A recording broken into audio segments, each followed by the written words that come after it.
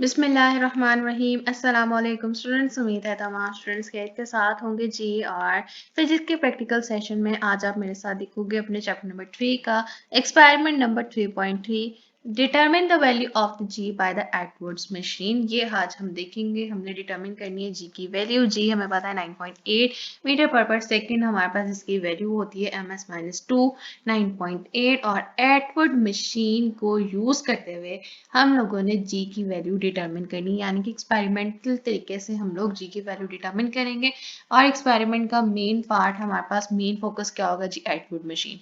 Atwood machine का आपने अपने 9 क्लास के चैप्टर नंबर 3 में ही जो है वो पढ़ा था। एक बिल्कुल साइड पे आपको एक बॉक्स दिया हुआ था जिसमें उन्होंने बताया था कि एटवुड मशीन क्या होता है, कि आपने डेरिवेशन की थी जिसमें आपने जी की वैल्यू निकाली, टेंशन की भी वैल्यू निकाली थी। और हमारे पास कैलकुलेट होकर आया था जी m1 + m2 over m1 - m2 multiply by the acceleration. अब यहाँ पे सबसे पहले इसकी थोड़ी सी बैकग्राउंड इन्फॉर्मेशन देखते हैं। बैकग्राउंड इन्फॉर्मेशन में क्या कहता है हमें, the Atwood machine is a device. ये आपके पास जो है वाइवा का एक क्वेश्चन है, वो आपसे पूछ सकता है एग्जामिनर कि एटवुड मशीन क्या होती है। और ये प्रैक्टिकल हमारे पास कोई बहुत ज़्यादा इंपॉर्टेंट नहीं होता, और इसका जो ऑपरेटर्स है वो भी ज़्यादा सेंटर्स में अवेलेबल नहीं होता। और बहुत कोई जो आपका जो कॉलेज लेवल पे अगर आपका कोई सेंटर बनना हुआ है ना प्रैक्टिकल्स के लिए, तब उनके पास ये जो होगा वो ऑपरेटर्स होगा, वरना स्कूल लेवल पे ये ऑपरेटर्स अवेलेबल नहीं होते। और अगर इस तरह का कोई प्रैक्टिकल आ भी जाए तो आप लोग जो है वो अपना जो है वो अपनी लर्निंग बेस के ऊपर आप उसे कंप्लीट करते हो। और मेरी आप सब को यही सजेशन है कि आपने अपनी ऑब्जर्वेशंस और कैलकुलेशंस को अच्छे तरीके से अपने दिमाग में बैठा के जाएं, ताकि आप लोगों को पता हो कि रीडिंग्स इस तरह की मिलती जुलती रीडिंग्स आएगी। वहां जाके आपने कोई ब्लेंडर मिस्टेक्स नहीं करनी कि आप लोगों का 9.8 आंसर आने की बजाय आप लोगों ने 12.8 और 12.5, इतना ज़्यादा मार्जिन नहीं कैलकुलेट होना चाहिए। पॉइंट्स का मार्जिन जो होता है वो कंपनसेट हो जाता है। तो बहुत अच्छे तरीके से अपने माइंड में वैल्यूज बिठाएं। आपके साथ वैल्यूज इसीलिए शेयर किए जा रही हैं ताकि आप लोग उनको लर्न कर सको, समझ सको, रटा नहीं लगा सकते, लेकिन एटलीस्ट ये याद रखो कि वैल्यूज इसके नियर बाय आएंगी अगर आप परफॉर्म करोगे। तो एटवुड मशीन क्या है जी, इसकी डेफिनेशन देखो। Atwood machine is a device which was used by George Atwood to measure acceleration of the moving objects due to the force of gravity. अब हमने क्या मेजर करनी, एक्सेलरेशन मेजर करनी है किसकी, मूविंग ऑब्जेक्ट्स की, किसकी वजह से हो रही होगी, due to the force of gravity. This machine consists of two masses connected with the two ends of the string passing over the pulley as shown in the figure. Or using the second law of motion, we can find acceleration A of the masses m1 and m2.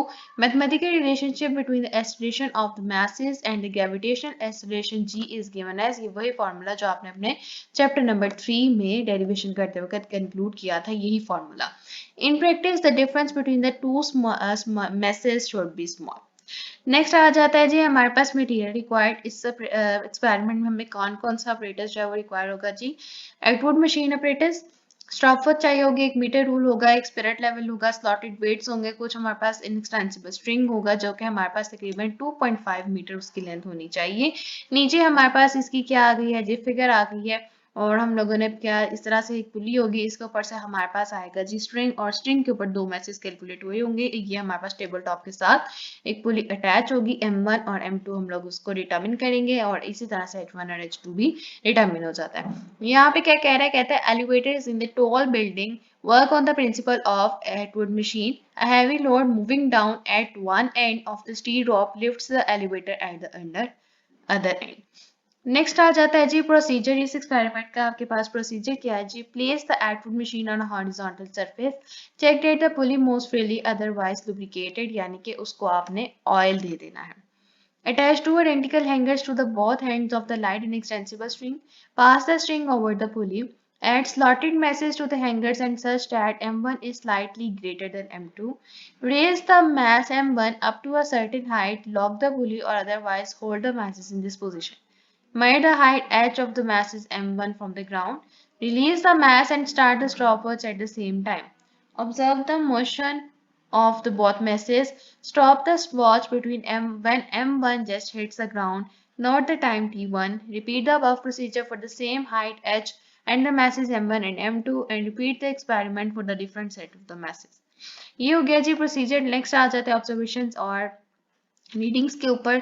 सबसे पहले आपने यहाँ पे लिखना होगा जी height of mass m1 from the ground h equals to 16 centimetre और 0.16 metre, यानी कि m1 की आपने हाइट डिटरमिन करनी है फ्रॉम m1 से लेके ग्राउंड, यानी कि यहाँ तक ये जो डिस्टेंस है आपने मेजर किया, तो ये हमारे पास क्या आया जी, सबसे पहले 16 सेंटीमीटर और इसको मीटर में कन्वर्ट किया तो क्या आएगा 0.16 मीटर।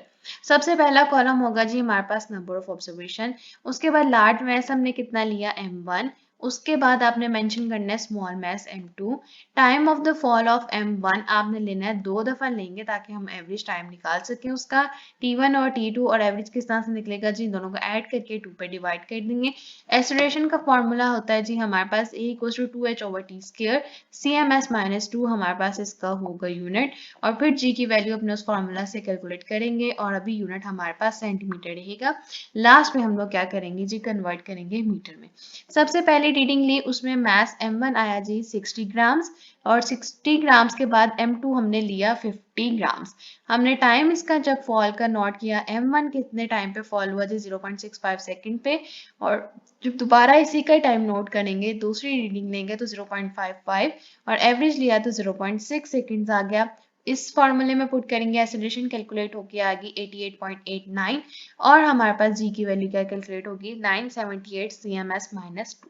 ये होगी जी हमारे पास पहली रीडिंग। दूसरी रीडिंग में आ जाता है जी, लार्ज मैस m1 है जी हमारे पास 50 ग्राम्स, स्मॉल मैस लेंगे जी 40 ग्राम्स, क्योंकि हमारे पास स्मॉल मैस क्या होना चाहिए, हमेशा कम होना चाहिए। इसको टाइम फॉल t1 आया 0.57 m1 का, जबकि t2 आया 0.51, और एवरेज हमारे पास कैलकुलेट होके आ गई 0.54।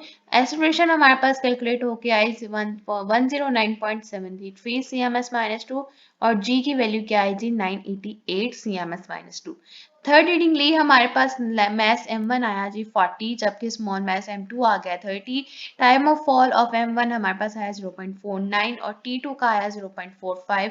एवरेज कैलकुलेट किया तो क्या आया जी 0.47। एक्सेलरेशन कैलकुलेट होके आ गई 144.7, और g की वैल्यू आई 1012 cms-2। अब हमने एवरेज वैल्यू ऑफ g निकालनी है, वो कैसे निकालेंगे जी, तीनों को आपने कर देना है ऐड, और डिवाइड कर देना है आपने 3 से, और जब आपने ये किया तो आपने क्या कैलकुलेट किया जी, आपका मीन आ गया 992 cms-2। अब हमारे पास वैल्यू कैसे कैलकुलेट करनी है जी, हमने 100 से डिवाइड किया ताकि मीटर में कन्वर्ट हो जाए, तो हमारे पास वैल्यू ऑफ जी क्या आ गई 9.92 ms-2, और हमारे पास ये बिल्कुल एक्यूरेट रीडिंग है, क्योंकि हमें जो है हमने पढ़ा हुआ है कि हमारे पास g की वैल्यू क्या आती है 9.8 ms-2, तो उसका बिल्कुल एक पॉइंट का डिफरेंस है, तो ये कंपनसेट हो जाता है, इसका कोई इतना इशू नहीं होता। तो रीडिंग्स बिल्कुल एग्जैक्ट एक्यूरेट रीडिंग्स हमारे पास आ गई हैं। लास्ट पे कंक्लूजन क्या निकला जी, the average value of g as found by using the Atwood machine is 9.92 ms-2। ये आपका प्रैक्टिकल कंप्लीट हो जाता है। अगर आप राइट अप की बात करो तो सबसे पहले आपने पेन पेज पे अपने एक्सपेरिमेंट की हेडिंग देनी है, उसके बाद आप स्टेटमेंट लिखोगे, उसके बाद आपने मटेरियल रिक्वायर्ड यानी प्रेटिस मेंशन करना है, और ये सारा प्रोसीजर आपने उस पेन पेज पे लिख देना है। देन अगर पेंसिल पेज की बात करेंगे तो पेंसिल पेज पे आपने ये भी लिखना है नंबर स्टेटमेंट, एक्सपेरिमेंट का नंबर, एक्सपेरिमेंट का नेम, अगर स्पेस है तो आप मटेरियल लिखोगे वरना जरूरत नहीं है। उसके बाद आप बनाओगे जी फिगर, फिगर बनाने के बाद आप आ जाएंगे ऑब्जर्वेशन एंड डाटा प्रोसेसिंग के ऊपर, और उसको आपने नोट कर लेनी है सारी रीडिंग्स, और आपने डिटरमिन कर ली वैल्यू ऑफ द जी। तो ये आज का प्रैक्टिकल हमारे पास जो है वो कंप्लीट हो गया। लास्ट पे जी मेरी आप सबसे सिर्फ एक रिक्वेस्ट होती है, अगर अभी तक आपने चैनल सब्सक्राइब नहीं किया तो काइंडली प्लीज जल्दी से चैनल को सब्सक्राइब कर दीजिए। वीडियो पसंद आए तो वीडियो को जरूर लाइक कीजिए और ज़्यादा से ज़्यादा शेयर कीजिए। Thank you.